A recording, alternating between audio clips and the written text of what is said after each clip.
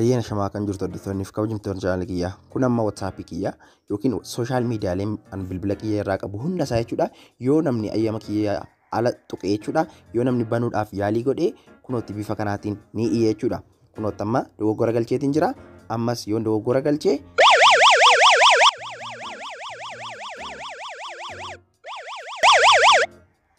bifa kanaatiin egaa ni jechuudha hordoftootiyyaa. Amma gaafanii paaspoortii kiyya isa sirriitti galchuutti bilbila kiyya iyyuutti hin dhiisu. Namni bilbila kiyya ayyaama koo ala gaalarii yookiin immoo wantoota akka sooshaal miidiyaa iimoos WhatsAppii koo yoo tuqee bifa kanaatiin beekuutii hin danda'a jechuudha. Namoonni tokko al tokko jechuudha wantoota garaagaraa ilaalanii bilbila keessan isin hirkaa fudhaniitu wantoota hin barbaachifne keessa seenuutii ni malu ta'a.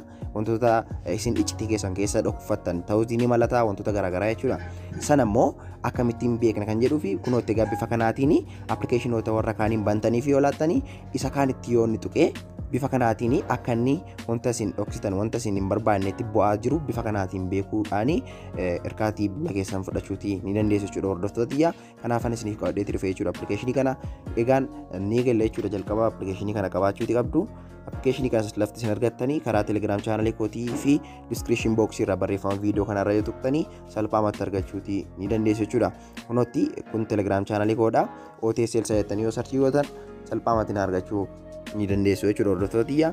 Egaan appilikeeshinicha baay'ee tokko waan cimu tokko hin qabu. Jalqabaaf gaafa bantanii keessoon isaa kana fakkaata jechuudha. Kana fakkaata. Jalqaba garuu gaafatti galtan paaspoortii mataa keessanii yookiin paatarnii mataa keessanii uummachuutii qabdu jechuudha. Kanaaf jalqabaaf innaan sin bantanii paatarnii immoo paaspoortii barbaade dheessin gaafata taayippii isaa kunootti amma fakkeenyaaf paatarnii barbaadeetin jira.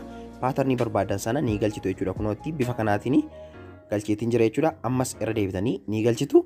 Saniin booda bifa kanaatiin isinii fudhata. Iddoo kanarratti immoo rikaaverii iimeelii keessan galchitu jechuudha. Yoo kan dingataa bilbila keessan kanarraati paaspoorticha iraanfattanii ittiin deebistanii argachuudhaaf sin gargaara. Kanaaf wanta barbaadan jettanii iskiriitii gochuu dandeessu.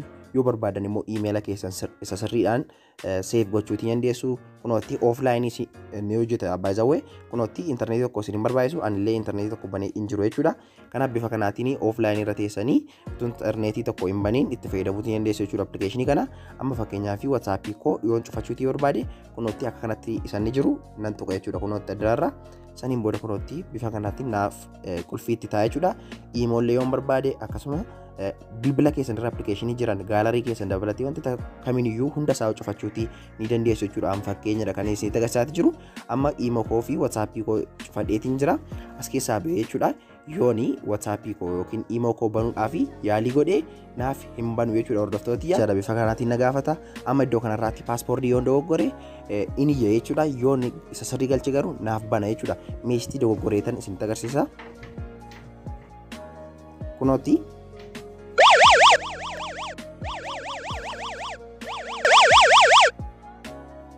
kunootti jechuudha. Bifa kanaatiin immoo isa sirrii yoon galchee naaf bana jechuudha. Appilikeeshinii kamiiniyyuu hunda isaa jechuudha.